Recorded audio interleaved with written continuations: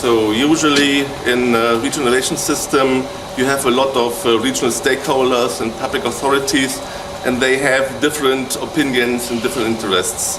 This is inevitably leading to conflicts in innovation policy. Consensus means to set up a process to come up with a mutual understanding of the innovation policy. What are the most important issues for the region? Consensus building is taking into account the interests of the involved stakeholders, their competencies, and also the needs of the companies.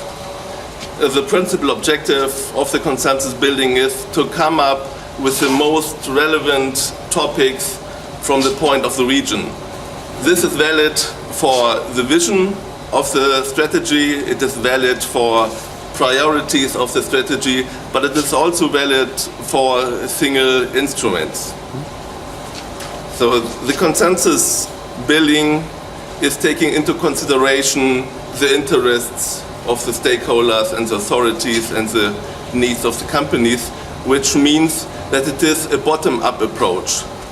It is not just a sole decision by a regional or national authority which is pushing this decision into the innovation system without consultation in a sufficient way the stakeholders and the companies. This is finally leading to more conflicts, and the stakeholders don't feel accepted, don't feel integrated in this top-down decision. So every process like the consensus building needs clear leadership and a strong process moderator to be effective. The leader is ideally the authority which is responsible for the regional innovation policy and has at the same time political power as well as the money to implement the strategy. The process moderator should be a neutral organization in order to facilitate the overall process. It is not sufficient just to nominate the organizations, but it is crucial to nominate individual persons which feel responsible for the success of the consensus building.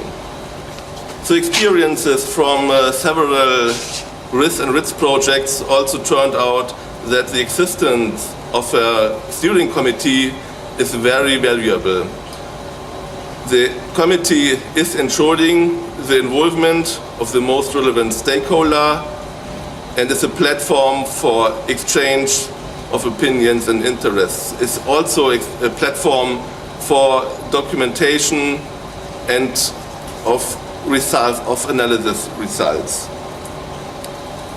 The ideal size of such steering committee is about 15 to 25 people based on my experiences.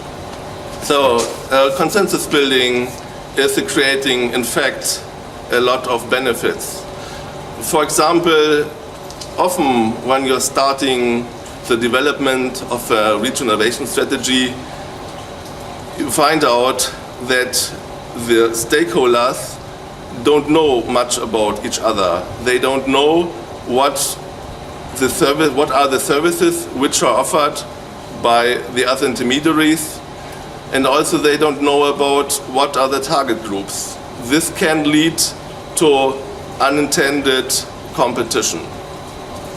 Under these circumstances, how can stakeholders jointly work together towards the objectives of the regional innovation strategy? Consensus building is creating better understanding among the stakeholders. It is creating personal relationships. Based on this, the trust among the stakeholders is increased and the cooperation culture. In regions, where the consensus building is approached, you find this higher cooperation culture leading to higher quality of the offered services, less overlapping of the services, and therefore a more effective and efficient use of the public money. Okay. Consensus is evidence-based, which means that you have to analyze, to gather and to analyze facts and figures, like needs of the companies in innovation support, their innovation activities, but also the competencies, the offered services of the stakeholders. In the past, the focus was put on input and output indicators, like the money spent for the policy or the number of involved companies. But for the future, with regards to smart specialization, it is more important to put more effort on the analysis of the effects of the innovation policy and its instruments.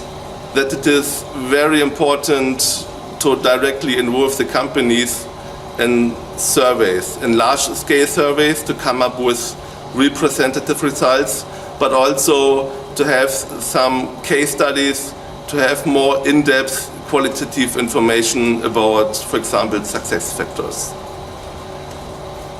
We have done several of these surveys, and we find out that the perception of the companies on the effects of the services they used and the perception of the service providers can be totally different, which means that it is crucial to have the direct involvement of the companies to come up to a reliable consensus.